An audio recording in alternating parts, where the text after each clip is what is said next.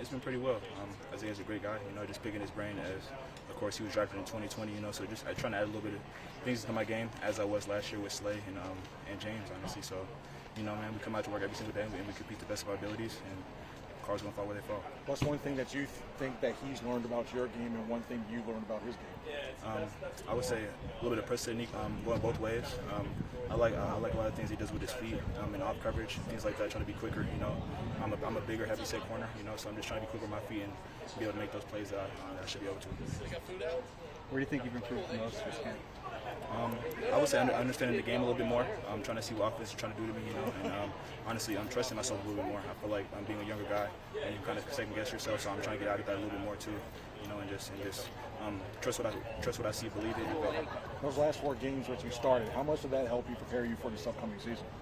Helped me a lot. Of course, going into something that you don't have experience in, it's much harder than going into something that you do have experience in. So I feel like just going out there and just trusting your capabilities, your preparation, will definitely help me be on a good foot when I get the opportunity again. Obviously, you guys have rotated a lot. It's going to be a mental and physical grind. Yeah. What's that process been like for you? And I know you've been with the ones, with the twos. How's all that? How do you kind of frame all that and kind of get to the camp? I feel like the best thing you can do is control what you can control. And there's going to be changes made all over. Continue and win every rep that you can, and just prepare the best way that you can in each and every single play. So I feel like after that, everything's just going to come out the way it should be. Is it tough enough to count reps though, and stack yourself up against the competition? Man, it's football at the end of the day. Everybody's going to get the opportunity. I don't feel like anybody is short of their opportunity out here at all. So I feel like the best man win in any situation, any competition there is. How do you feel like you're doing in the competition? I feel like I'm doing pretty well. Of course, always have room to grow, especially at the corner position, one of the hardest positions on the field. I just want to have the extra step, and just continue to see what offense I'm trying to do with schemes and things like that, and just play faster. I feel like the less I think out there, or anybody thinks out there doing the job, I feel like that's what the faster you'll be. They changed the rule when it comes in terms of the hip drop tackle. How much does it impact you guys, especially in the secondary, especially open field, and what's your thoughts about the new rule? Me myself, I didn't even know that was going to be a rule, or possibly could be a rule. I've never been a hip drop type of guy, so it doesn't really affect me too much, but I've seen it previously, so I feel like just do it, have your feet in the right place, and just get your body up to the defender closer, so you don't have to drag somebody down. The scheme itself. Parker seems to have a lot of energy. How has he helped your game, and how is his coaching really? How have the defensive backs taken to his coaching? He's a good, tough coach, man. I'm really confident in all the coaching that he gives to us.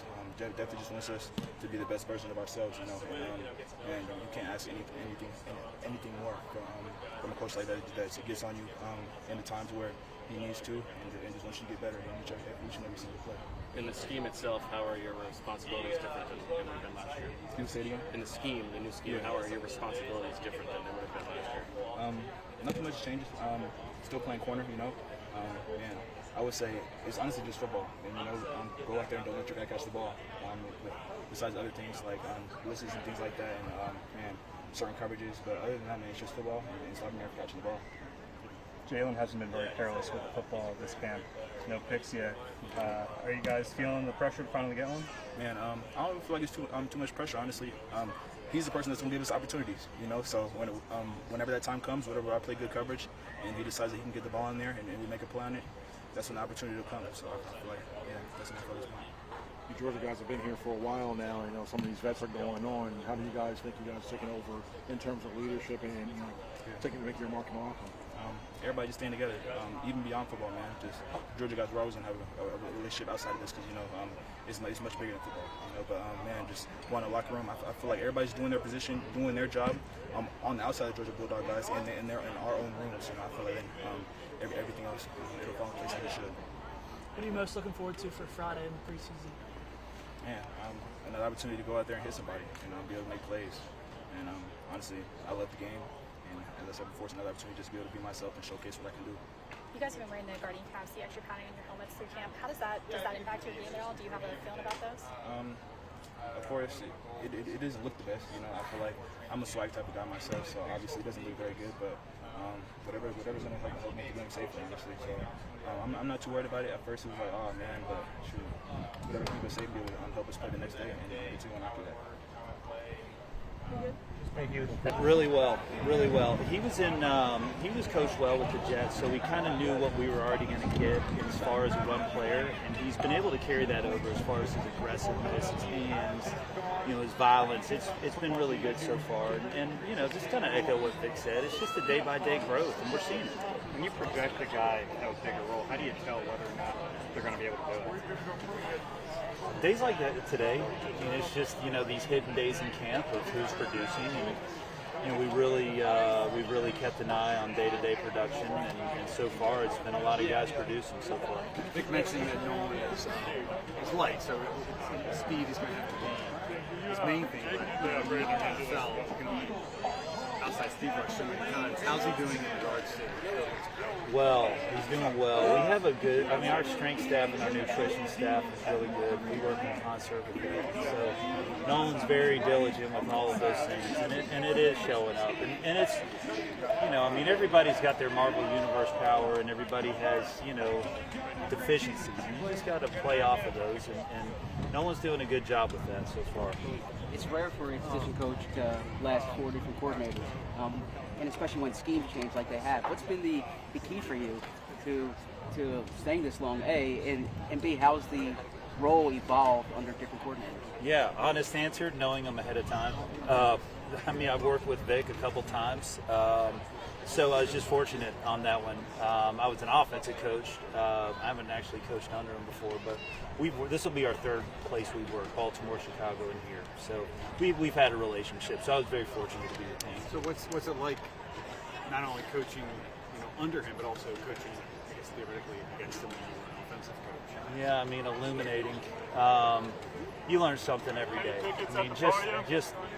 His wealth of knowledge is phenomenal, and he was great when I was an offensive line coach in Chicago with the feedback as well. So, Vic's a very good friend, but as far as mentors go, I'm very fortunate to have him as one as well. At least Rossi's been kind of a straight shooter. What is he like that behind the scenes with the coaches? Yes. And what's the value? Totally. The value of that is you know where you stand. And that's all a player or coach should want in this league. And you know where you stand with Vic every day. Josh Sweat had a stretch from. What's the best way to sum up why Vic has had the level of success that he has in the NFL? I think it's like a lot of veteran coaches that I've worked for. And the most recent would be Schwartz. But a lot of those coaches are always hungry for more information. He's always watching new things. He's studying new schemes and what people are doing. So he's constantly evolving. He could rest on his laurels on what he's done, but his defense has consistently evolved, and that's what I respect about him. Josh Sweat had a stretch from the middle of 2022 to the middle of 2023 when he was top 5 in the league in sacks, and then the last 8 games last year he would go the way I matched both of you on. How do you get him back to what he was during that stretch? Yeah, so that's it's a good question, a fair question. And this isn't a moment to take defense of anything we did in 2023. It wasn't good enough, but Sweaty played well in the stretch for us. He just wasn't getting sack production, so you'd like that for individual recognition. But as far as the defensive unit goes, he played really well. He played the run great, pressure rates were high, and did his job for us, up until that playoff game. And so we expect to see, growth from there for him in 24. With a player like Jalik, who might be really raw, what's your plan for him? Do you have kind of a different plan for a guy like that than maybe a player who's playing at a higher level? So that's a real big deal for us here. And that starts with Howie, who's our development program, with Connor Barwin and Jeff Scott, and then our strength staff with Eddie Grayer. It's kind of like I hate the word holistic, so don't even quote me on holistic, but it's like a global view of a player, global development. So we all just have this plan. It involves pre-practice, post-practice, practice, the things he does afterwards, and so he's gonna go into that program, and we expect him to grow with that. If I can follow up on that, where has Jalen shown the most improvement throughout camp? Well, he was a safety just a couple of years ago, so I think just the physicality of the game, he's gotten better. He's showing it, and so it's the little things, and he's learning something new every day, as he should from Houston Christian. You've done a lot of scouting. How does someone from Houston Christian, what is that like? How does that player register for you? in terms of the light bulb going off for you? Yeah, you know, I mean, I was a scout and I was an area scout in that area. Sometimes that's hard to find players like that. So hats off to our college staff that puts them at that point. And we've gotten some guys out of those mid-level programs, you know, with Milton and Tehran and Patrick. And so it was just getting those guys on the board. And then, I mean, you know, gee whiz. I mean, my wife's standing there. She sees him in the Senior Bowl and he's going, ooh-wee. So, I mean, you can see that stuff. But I think it's also just knowing where to pick a player like that, which is, you know, that's how he's Marvel Universe power, is being able to find a player like that at that time. Where do you expect the production to come from to offset the loss of Hassan? Yeah, Jeff, I mean, I think it's going to be the group rush mentality, and that's really our focus this year, and that's Clint and I, and through Vic, is just rushing as a group, and that's, you know, going back to my first year doing this in 20.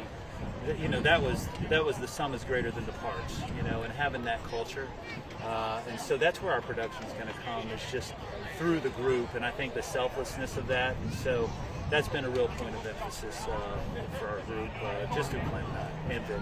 On occasion, we've seen Jalen Carter get some reps on the edge. Do you get any time with him, or how did that work?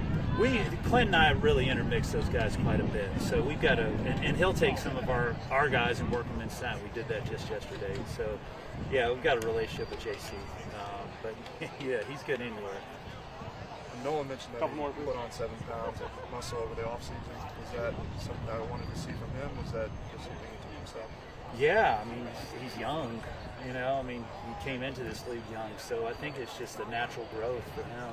Yeah, I mean, I'm not going to get into anatomy, but I think he's getting bigger. You know, he's a big boy. So he's getting there. Really nothing else in that sort. The Marvel superpower with Nolan. Is it speed or how do you say it? He's got, yeah. It used to be X-Men power, but it felt like that kind of fell by the wayside in the last 10 years. So I went Marvel Universe. But it's his speed and suddenness. That's what he does really well. And following up on Jeff's question, is the notion of the sum being greater than the whole of the parts? The sum being greater than the parts. Is that articulated within the room? Like, big time. Is that a message? And that starts with Vic. You know, as a unit. I mean, we meet as a unit a lot, and it's a great thing. So everybody knows what everybody else is doing, and there's a lot of clarity between every group. You know, whether it's the secondary and the linebackers in the front. You know, it's really. It's been great so far, and we just have to keep working at that. Is that the